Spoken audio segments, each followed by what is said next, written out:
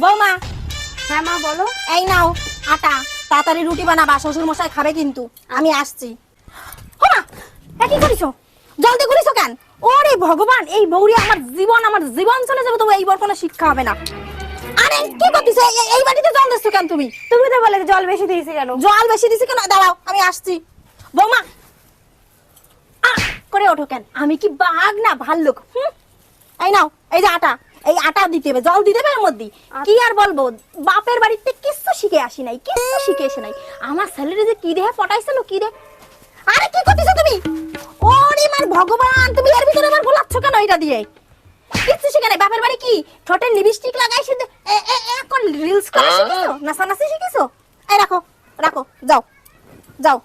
আমার পুরা কপাল, আমি পুরা রুটি খাবো। যাও তো বাবা, যাও। আমার জীবনে কিচ্ছু করার নাই।